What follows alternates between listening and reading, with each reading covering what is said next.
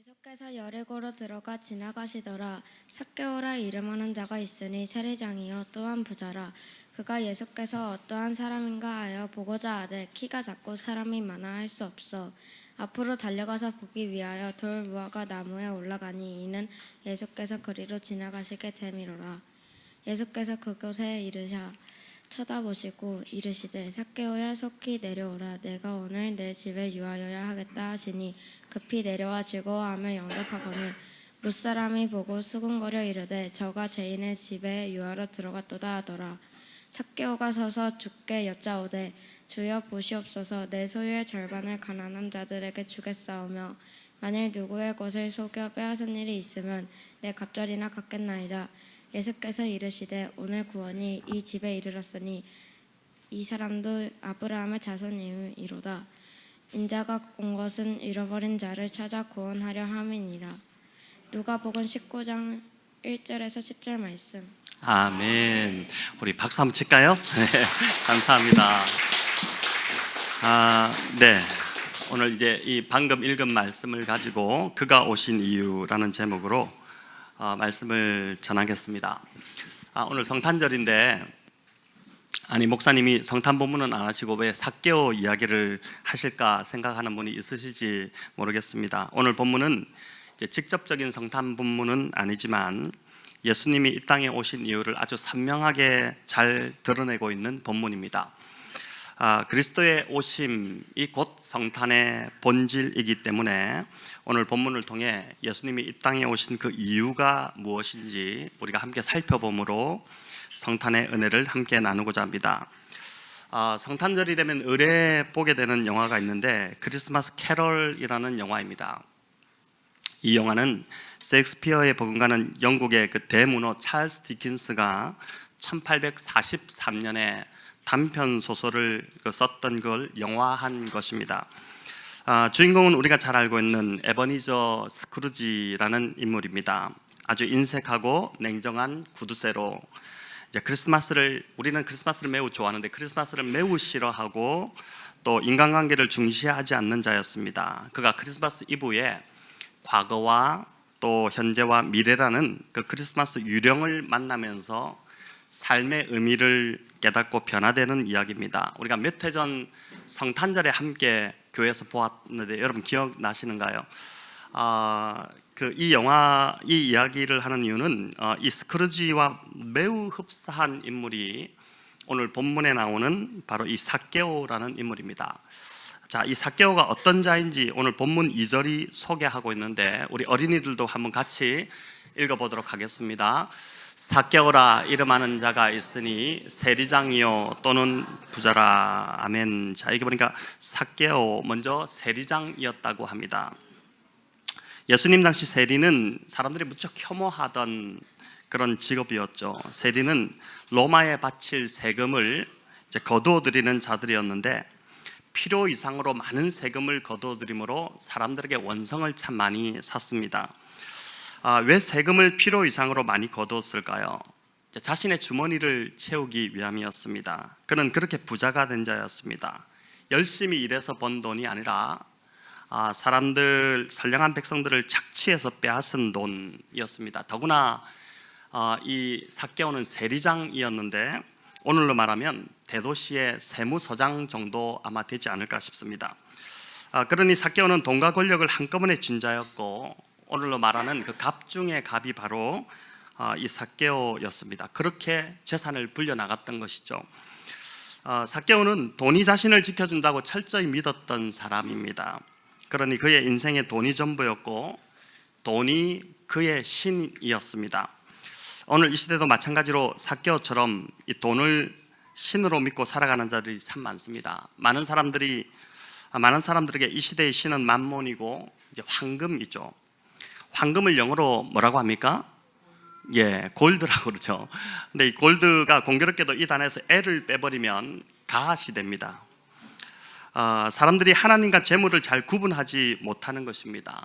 이스라엘 백성들이 시내산에서 금송아지를 신으로 섬겼듯이 오늘날 많은 사람들이 황금과 돈과 주식을 신으로 섬기고 있습니다. 자, 그런데 삭개오의 이름이 재밌습니다. 여러분, 삭개오의 이름이 무슨 뜻일까요? 삭개오, 키가 작다는 뜻일까요? 삭개오, 또 부자라는 뜻일까요? 삭개오는 놀랍게도 흠이 없다, 정결하다, 청결하다 이런 뜻입니다. 그가 불의한 방법으로 이제 돈을 버는 불결한 자인데 그의 이름은 그 상과 전혀 다르게 흠이 없고 청결하다는 그런 뜻입니다. 하지만 그는 그 이름과 달리 여리고에서 죄인 취급을 받았습니다. 우리 7절을 같이 한번 읽어보겠습니다. 뭇사람이 보고 수군거려 이르되 저가 죄인의 집에 유하러 들어갔도다 하더라. 자, 이렇게 되는데 여기서 사람들이 삭개오를 뭐라고 부릅니까? 죄인이라고 부르지 않습니까? 삭개오만 지나가면 뒤에서 사람들이 수군거렸습니다. 내가 동네를 지나가고 있는데 사람들이 뒤에서 손가락질하며 저를 보고 수군거린다면 여러분 기분이 좋을 사람이 없습니다. 삭개오는 이제 죄인 취급받았고 사실 그가 했던 그런 행동들을 보면 죄인 같은 사람이었습니다. 그런 그가 자기 마을 그 여리고에 예수님이 오신다는 그 소문을 들었습니다. 예수님이 어떤 분이신지 당연히 궁금해졌죠. 그래서 그가 이제 예수님께 나아가는데 우리 3절을 같이 한번 읽어보겠습니다. 그가 예수께서 어떠한 사람인가 하여 보고자 하되 키가 작고 사람이 많아 할 수 없어. 자, 예수님을 보고 싶었지만 사람이 너무 많았습니다. 키가 작으니 사람들을 해치고 나가지 못한 것입니다. 그가 난쟁이였다는 추측을 하는 그런 사람도 있습니다. 그래서 이제 이 삭개오가 생각한 방법이 무엇이었을까요? 4절에 보니까 돌무화과 나무 위로 올라가는 것이었습니다. 사회적 체면을 생각한다면 도저히 할 수 없는 그런 일이었죠. 삭개오가 명색이 세리장입니다.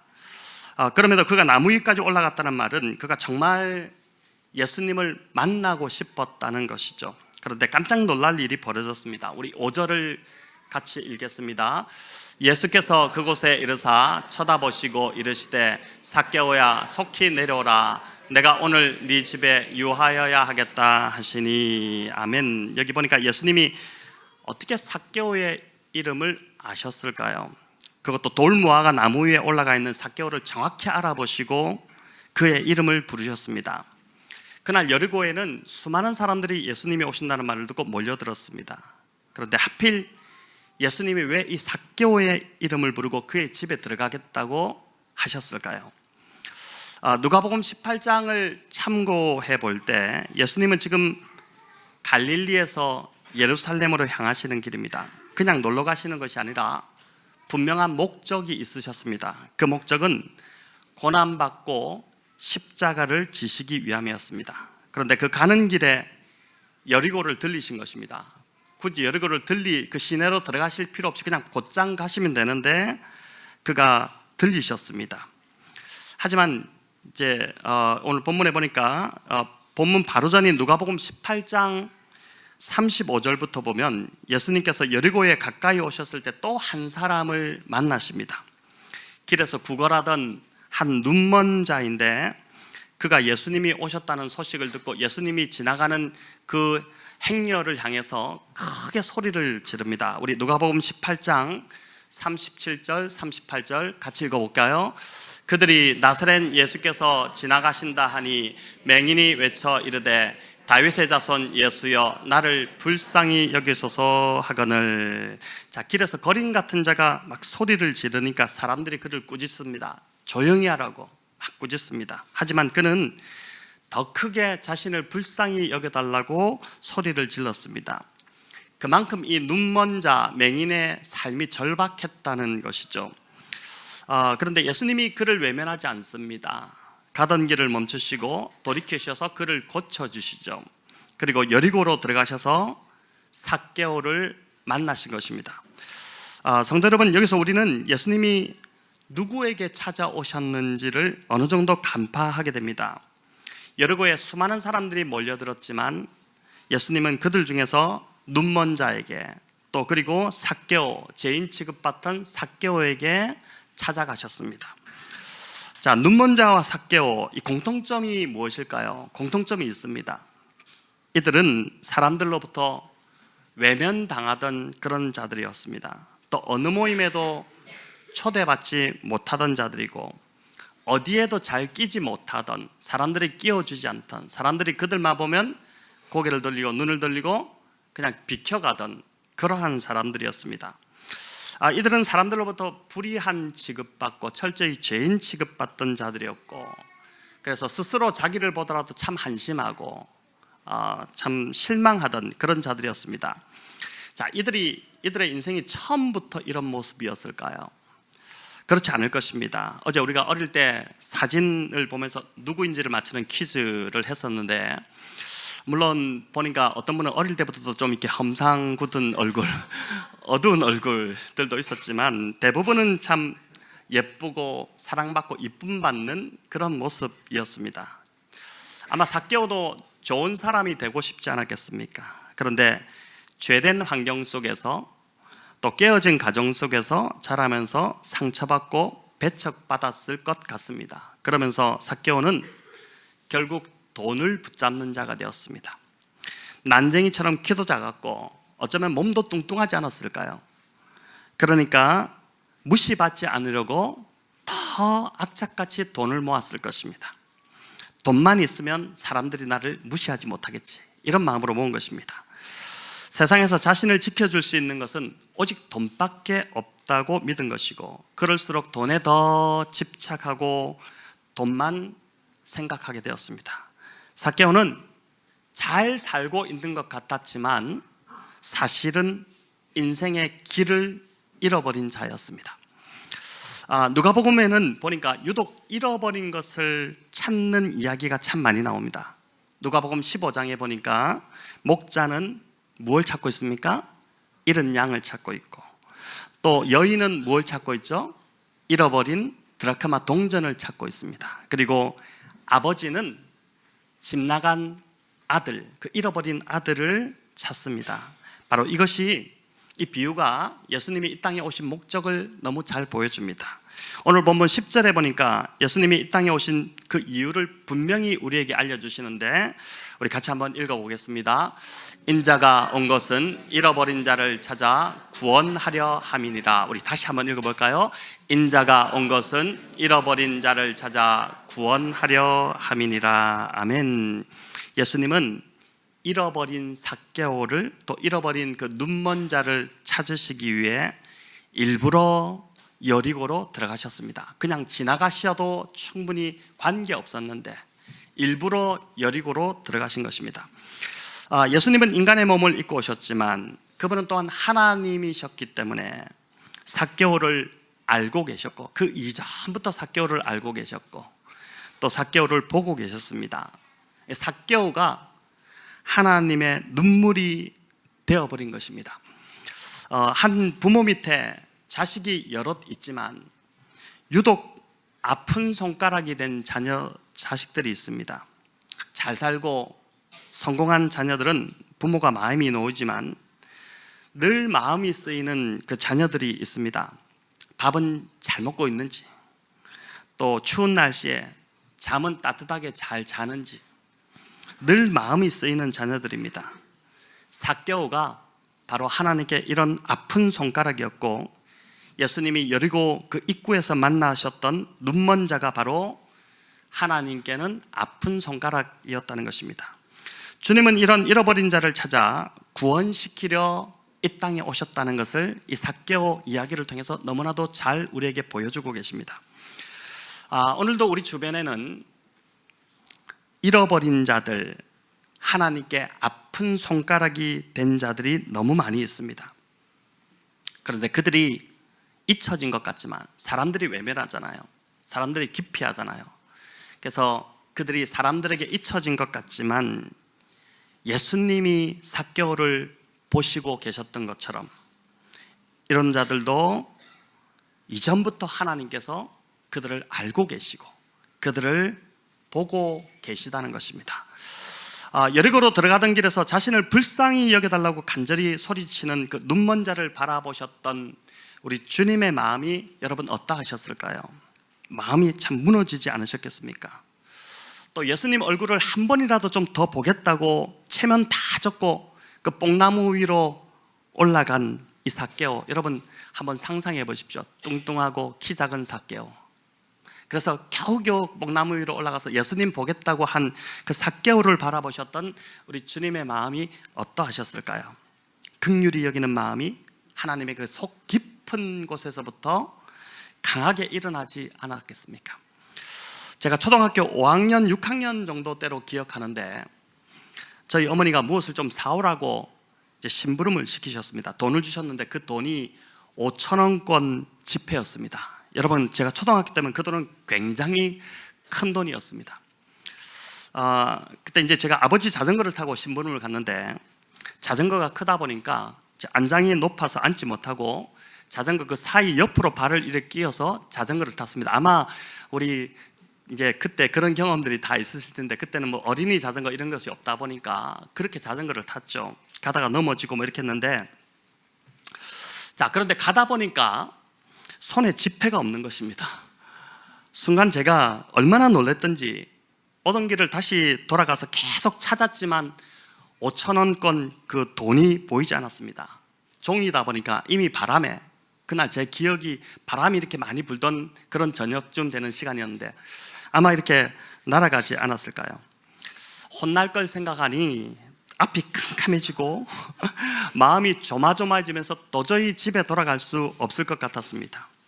그래서 해가 져서 어둑어둑해질 때까지 계속 그 길을 오가면서 자전거, 그 힘들게 자전거를 타고 오가면서 나중에 어두워지니까 앞에 그 라이트 들어오는 거 있죠. 요즘은 뭐 전기로 들어오지만 그때는 이렇게 막 돌려서 힘들게 전기가 들어왔는데 그렇게 해서 막 찾고 있는데, 그러다가 멀리 눈을 들어보니까 저 앞에서 어머니가 저를 찾으러 나오신 것입니다. 어두워져도 이 심부름 보낸 막내 아들이 집에 돌아오지 않으니까 걱정이 되어서 찾으러 나오셨던 것이죠. 저를 보시자 딱 한마디 하셨습니다. 저는 굉장히 혼날 줄 알았어요. 근데 딱 한마디 하셨는데, 추운데 왜 이러고 있니? 집에 밥 먹으러 가자. 딱 그 한마디 하셨어요. 그날 그 어머니의 그 한마디에 얼어붙었던 저의 마음이 다 녹아내렸고 제 안에 있던 그 두려움이 다 사라졌습니다. 오늘 주님이 삭개오에게 하신 말씀이 바로 이와 같은 것 같습니다. 우리 5절을 같이 한번 읽어보겠습니다. 예수께서 그곳에 이르사 쳐다보시고 이르시되 삭개오야 속히 내려오라. 내가 오늘 네 집에 유하여야 하겠다 하시니. 아멘. 여러분, 삭개오야 속히 내려오라. 오늘 내가 네 집에서 하루 자겠다. 주님의 경쾌한 이 목소리가 들리지 않으십니까? 아주 신이 나신 주님의 목소리가 들리죠. 사람들이 삭개오를 보고 죄인이라고 하든 뭐라 하든 수근거리든 말든 주님은 삭개오 집에 들어가서 하루를 묵으시겠다는 것입니다. 함께 따뜻한 밥을 드시겠다는 것입니다. 어쩌면 삭개오는 그동안 혼밥을 했을 것 같습니다. 다들 삭개오를 기피했기 때문에 어딜 가도 그는 혼자였죠. 주님이 그걸 아시고 따뜻한 밥 한 끼 먹자고 하시는 것입니다. 그날 삭개오의 마음이 다 녹아내렸습니다. 더 이상 서럽지 않았고, 더 이상 사람이 원망스럽지도 않았고, 더 이상 자신의 삶이 저주스럽지도 않았습니다. 주님이 내 마음을 알아주신다는 그걸 깨닫는 순간 삭개오의 마음에는 회복이 일어나기 시작한 것이죠. 그 증거가 바로 그의 변화된 삶입니다. 우리 8절을 같이 한번 읽어보겠습니다. 삭개오가 서서 여짜오되 보시옵소서, 내 소유의 절반을 가난한 자들에게 주겠사오며 만일 누구의 것을 속여 빼앗은 일이 있으면 네 갑절이나 갚겠나이다. 아멘. 삭개오가 뭐라고 합니까? 소유의 절반을 가난한 자들에게 주겠다고 합니다. 그리고 만일 누구의 것을 속여 빼앗았다면 4배로 갚겠다고 합니다. 여러분, 누구의 것을 빼앗아 속인 이런 경우는 율법에는 뭐라고 하냐면 원금과 더불어서 5분의 1, 원금의 5분의 1만 더해 주면 됩니다. 하지만 삭개오는 4배로 갚겠다는 거예요. 돈이 목숨과 같았고 오직 돈만이 자신을 지켜줄 거라고 굳게 믿었는데 그가 예수님을 만나고 보니 돈이 아니라 예수님이 자기를 지켜주실 것 같다는 믿음이 생겨버린 것입니다. 그러니 이제 돈은 베풀고 나누는 수단이지 자신을 지키는 수단이 아니라는 것을 그날 예수님을 만나는 순간 삭개오가 깨닫게 된 것이죠. 여러분, 오늘 이 본문이 주는 교훈 중에 또 한 가지는 한 사람의 변화는 결국 가정의 변화로 이어진다는 것입니다. 예수님께서 9절에서 뭐라고 말씀하십니까? 구원이 삭개오에게 이르렀다 이렇게 말씀하지 않으시고 오늘 구원이 이 집에 이르렀다 이렇게 말씀하십니다. 여기뿐만 아닙니다. 히브리서 11장 7절을 보니까 노아가 믿음으로 방주를 준비하여 그 집을 구원하였다 이렇게 합니다. 노아 혼자 구원받은 것이 아니라 노아의 믿음이 그 자신 혼자만 구원시킨 것이 아니라 그 집 전체 식구들을 다 구원시켰다는 것입니다. 사도행전 16장에도 보면 바울이 빌립보에서 복음을 전하다가 매 맞고 감옥에 갇히게 됩니다. 그러나 감옥에서도 하나님을 찬양하고 기도하자 이상한 일이 벌어졌죠. 지진이 나서 묶여있던 쇠사슬이 다 풀어지고 감옥문이 다 열려버렸습니다. 이를 본 간수들이 놀라서 엎드려서 외치는데 우리 사도행전 16장 30절 31절 읽어볼까요? 그들을 데리고 나가 선생님이여 내가 어떻게 하여야 구원을 받으리까 하거늘 이르되 주 예수를 믿으라 그리하면 너와 내 집이 구원을 받으리라 하고 아멘. 예수님이 전해주신 이 복음은 결코 한 사람의 변화로만 그치지 않는다는 것입니다. 복음은 반드시 그 집안 전체를 바꾸는 능력이 됨을 믿으시기를 바랍니다. 가족 구원이 가장 어렵다고 합니다. 맞는 말입니다. 저도 경험해봤기 때문에 압니다. 다른 사람 전도하기는 쉬워도 가족 전도가 가장 어렵습니다. 가족에게 예수님 이야기하기가 참 쉽지 않습니다. 정말 마음대로 되지 않습니다. 그래서 때로 낙심이 되고 내 남편은, 내 자식은, 내 부모님은 하나님이 포기하셨나 보다 싶은 마음이 들기도 합니다. 이런 마음이 드신다면 오늘 이 삭개오를 보며 소망을 가지시기를 바랍니다. 하나님은 잃어버린 자를 찾아 구원하러 오셨습니다. 우리 예수님이 이 땅에 오신 이유는 바로 이렇게 인생의 길을 잃어버리고 하나님을 떠난 자들, 그들을 찾아 구원하러 오셨다는 것입니다.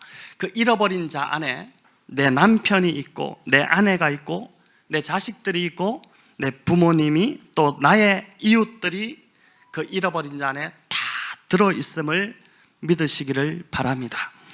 중요한 것은 여리고에서 구원받은 자가 단 2사람밖에 없었다는 것입니다. 예수님이 오셨을 때 이 2사람만이 기회를 잡았기 때문입니다. 자, 중요한 말을 제가 들려드릴게요. 여러분, 기회는 저절로 찾아오는 것이 아닙니다. 가만히 기다린다고 기회는 오는 것이 아닙니다. 기회는 우리 쪽에서 찾아내야 합니다. 좋은 기회를 만나지 못했던 사람은 하나도 없습니다. 그것을 포착해내지 못했을 뿐입니다. 오늘 이 삭개오처럼 또 눈먼 자처럼 기회를 기다려야 하고 그 기회가 왔을 때 그것을 붙잡아야 합니다. 눈먼 자는 소리를 고래고래 지르면서 불쌍히 여겨달라고 예수님을 붙잡은 것이고 삭개오는 그 체면 다 버리고 뽕나무에 올라가서 주님을 바라본 것이죠. 성도 여러분, 2000년 전 예수님이 이 땅에 오셨습니다. 그 주님은 지금도 우리와 함께 하시며 우리에게 여전히 찾아오시는 분이십니다. 어떤 분에게는 오늘이 바로 그 기회일 수 있습니다. 그렇다면 절대 놓치지 마시기 바랍니다. 요한복음 1장 12절은 이렇게 말씀합니다. 우리 마지막으로 같이 한번 크게 읽어보겠습니다. 영접하는 자, 곧 그 이름을 믿는 자들에게는 하나님의 자녀가 되는 권세를 주셨으니. 영접한다는 것은 내 마음에 모셔드린다는 것입니다. 내 마음의 주인으로 오셔서 나를 다스려 주시도록 그렇게 마음을 먹는다는 것입니다. 마음을 먹기만 하면 우리 주님은 우리 안에 찾아오신다는 것이죠. 내가 오늘 네 집에 유하여야겠다. 내가 오늘 네 마음 가운데 들어가야겠다. 이 주님의 따뜻한 음성에 오늘 이 자리에 초대되어 오신 우리 가족들, 또 우리 성도님들, 또 우리 이웃들, 이 주님의 따뜻한 음성, 내가 오늘 네 집에 유하여야겠다. 내가 하루 묵어가겠다. 내가 오늘 네 집에 들어가겠다. 이 주님의 따뜻한 음성에 마음을 활짝 여시고 주님을 내 마음에 모셔드리는 우리 복된 성도님들 다 되시기를 우리 주님의 이름으로 축원합니다.